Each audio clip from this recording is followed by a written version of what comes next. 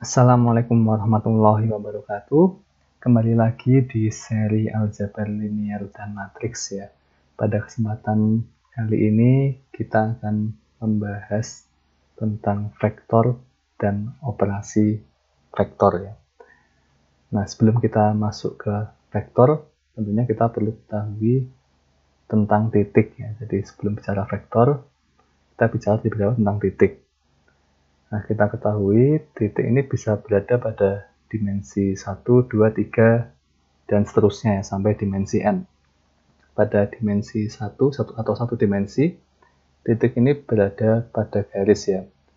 Jadi misalkan ini adalah titik originnya, titik nolnya, dan ini berada katakanlah di sumbu X ya, maka dari titik 0 ke kanan ini adalah nantinya bernilai positif, dan yang titik 0 ke sebelah kiri bernilai negatif ya. Jadi dia bisa berada di mana saja di garis ini ya, di sebelah kanan sampai tidak terhingga, atau di sebelah kiri sampai tidak terhingga, sampai minus tidak terhingga. Nah itu di satu dimensi ya. Kemudian kalau di dua dimensi ada dua sumbu ya, X dan Y, maka titiknya bisa berada dimanapun di sumbu ini ya. Ini positif X, positif Y. Kalau ke sebelah sana negatif X, positif Y, di sini negatif X, negatif Y, di sini positif X dan negatif Y ya. Kemudian koordinatnya bisa kita berikan seperti ini ya, titik A, komponen X-nya dan komponen Y-nya digambarkan seperti ini. Ini untuk dua dimensi. Kemudian untuk tiga dimensi tentunya ada tiga sumbu X, Y, dan Z ya. Nah, penggambarannya nanti X-nya berapa, Y-nya berapa, kemudian ditarik ke sumbu Z. Jadi X-nya berapa, naik sebanyak Y, kalau sudah ditarik ke sumbu Z. Nah, seperti ini. Ini katakanlah komponennya jadi ada 3 ya, X, Y, Z ya.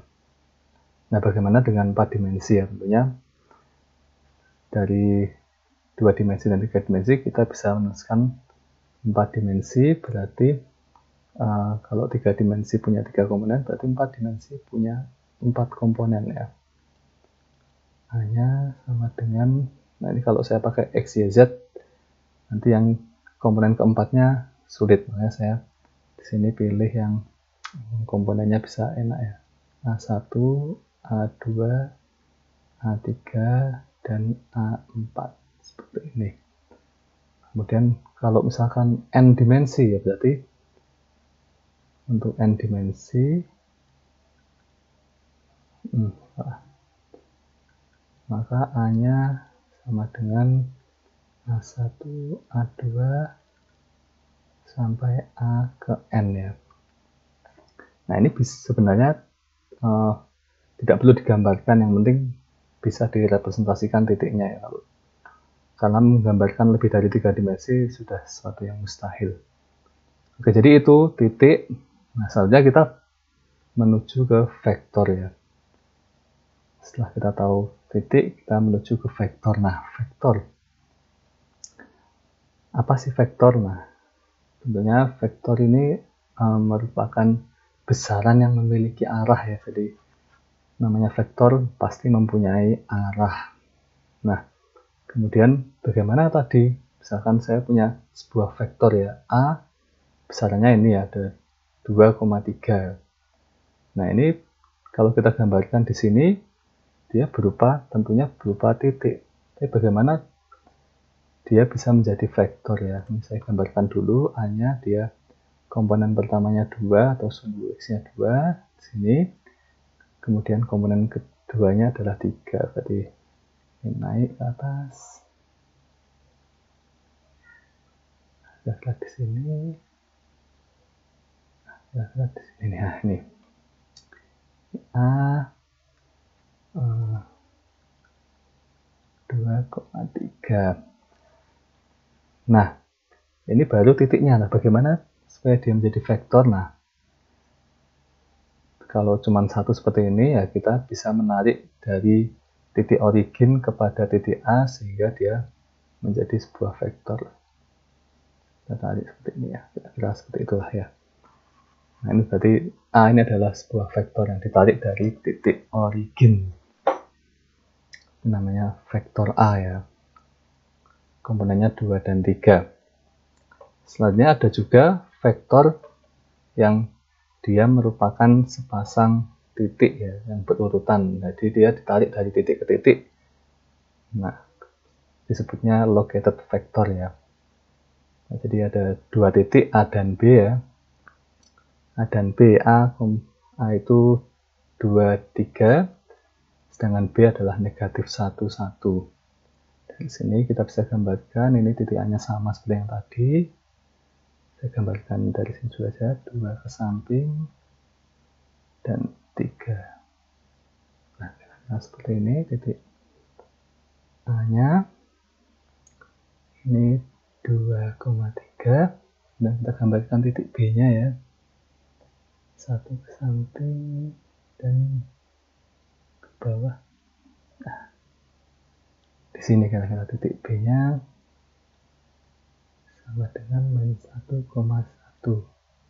Nah, benar. Negatif 1. Nah, kira-kira seperti ini.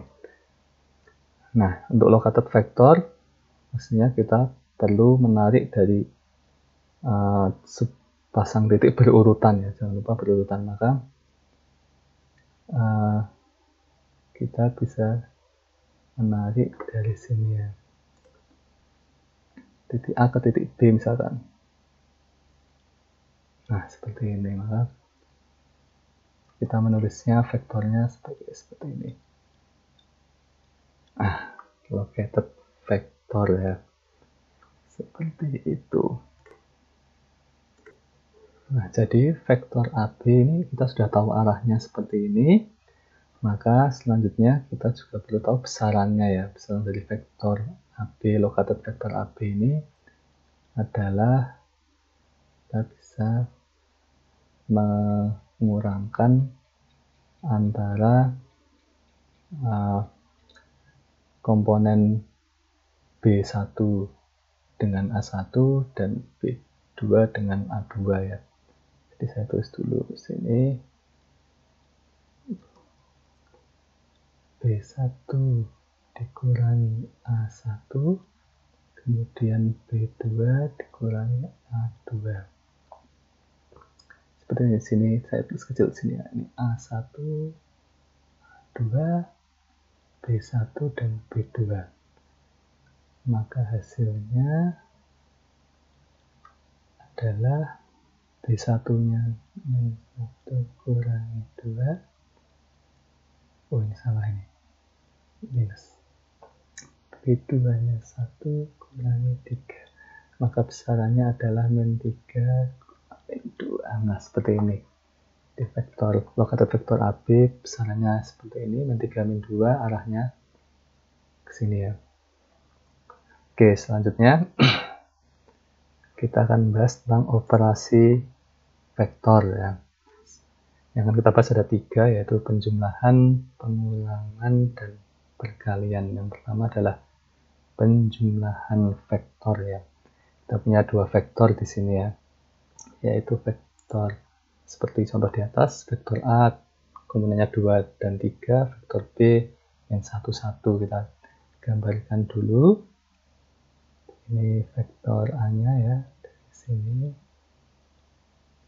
dan ke bawah. Vektor A-nya kita kasih kira-kira seperti ini. A 2,3, kemudian B-nya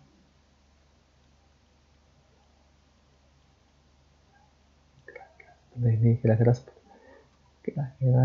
ini ya. Nah, ini B min 1,1. Nah, ini kita jumlahkan ya, katakanlah vektor C adalah hasil penjumlahan dari vektor A plus vektor B. Nah, dengan seperti ini kita tinggal menjumlahkan antara 2 komponen ya, dari A1 dijumlahkan dengan B1, A2 dijumlahkan dengan B2 ya. Ini rumusnya A1 plus B1, A2 plus B2. Hasilnya adalah 2 min 1, ini 3 plus 1.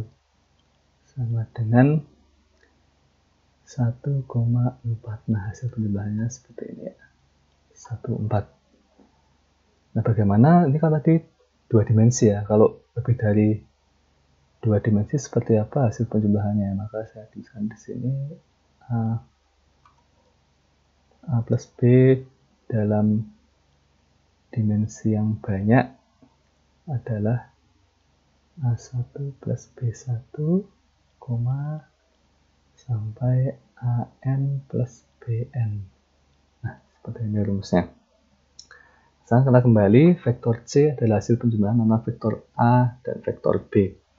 Maka kita gambarkan vektor C-nya sudah ketemu 1,4, kita gambarkan vektor C-nya ya. Kira 1 di sini, 4-nya di sini ya.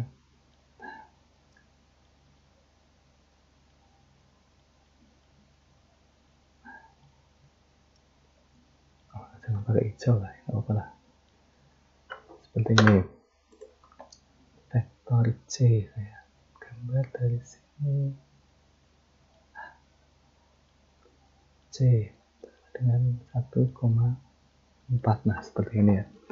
Vektor C hasil penjumlahan ya. Nah, dari sini sebenarnya untuk penjumlahan itu kita juga bisa menggambarkan vektor A ya. Dari sini menggambar vektor A, kemudian menggambar vektor B dengan titik origin di A ya. Titik origin A min 1 ke kiri, 1 ke atas 1, maka ketemu C-nya di sini. Jadi kita bisa menggambar originnya dari sini, kemudian menggambar titik B-nya ya, minus 1, minus 1. Nah, jadi tetap ketemu sama di C ya. Ini saya gambar ini B di sini. Jadi seperti ini penjumlahan ya. Dan ini sebenarnya kalian bisa lihat ini membentuk paralelogram seperti ini. Jadi kalau saya sambungkan origin titik A, titik B, dan titik C, maka membentuk paralelogram. Oke, itu penjumlahan. Sekarang kita menuju ke pengurangan ya. Nah, ini sudah ada tanda jika A itu titik di n dimensi, A dan B titik di n dimensi, maka A plus B rumusnya seperti ini ya. Oke, kemudian untuk negasi ya, atau pengurangan. Nah, ini kita punya contoh A-nya adalah 1,1, maka negasi dari A adalah negasi dari kedua komponennya ya. Di min 1 seperti ini. Nah, ini negasi dari A yaitu seperti ini. Sehingga jika A adalah A1, B1, ini salah, bukan B1 ya. Maaf. Jangan seperti itu, A1, A2 lah ya. Nah, A2, maka negasi A adalah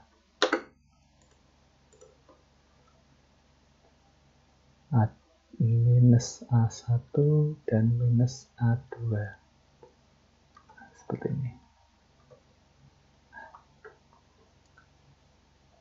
Nah, kemudian ini kalau digambarkan dulu ya. Kalau digambarkan, saya akan menggambar titik A-nya dulu, 1, 1 ya. 1. A-nya di sini, vektornya seperti ini. Maka negasi A adalah min 1, 1 ya. Min 1, min 1.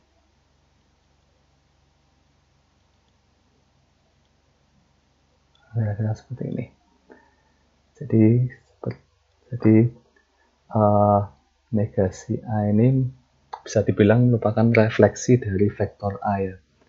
Jadi ketika dinegasi maka dia besarannya tetap sama tetapi arahnya berubah ya. Jadi ketika dinegasi arah vektornya akan berubah. Nah, kemudian dari negasi sini kita bisa melakukan pengurangan ya.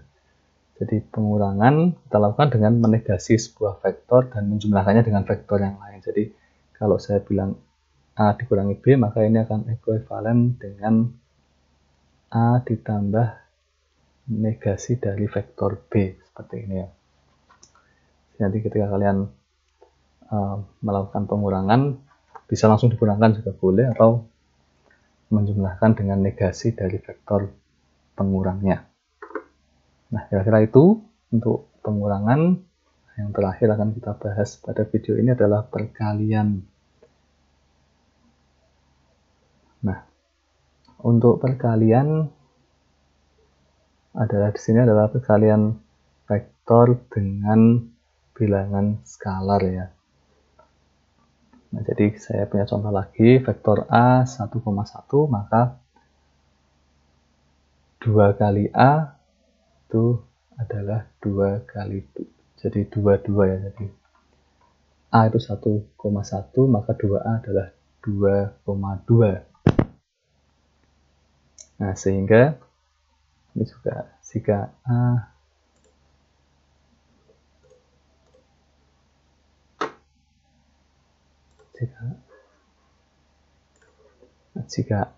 adalah A1, A2, maka KA ini adalah seperti ini, KA1, KA2. Nah, ini kalau kita gambarkan ya, pertama kita gambar dari A-nya dulu, A-nya 1,1 ya, 1,1. Taruhlah di sini vektornya seperti ini. Nah, kemudian kita ini A. Nah, sekarang kita menggambar vektor 2A-nya. Maka 2A-nya adalah 2,2 ya.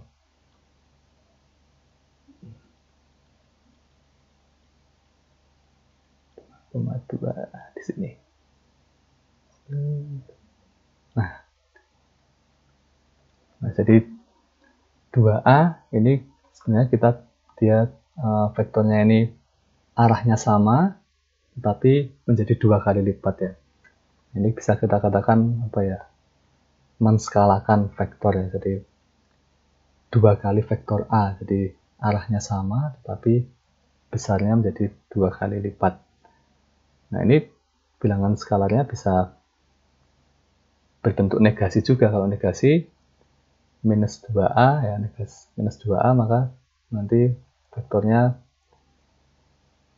berbalik ya, arahnya terbalik dan besarnya 2 kali lipat. Kira-kira seperti ini nanti. Minus 2A. Kira-kira seperti itu. Oke, mungkin sampai di sini video kita kali ini ya. Jadi kita sudah membicarakan apa itu vektor, kita sudah membicarakan operasi vektor ya. Nah, di video berikutnya kita akan membahas tentang norma vektor dan skalar atau dot product ya. Wassalamualaikum warahmatullahi wabarakatuh.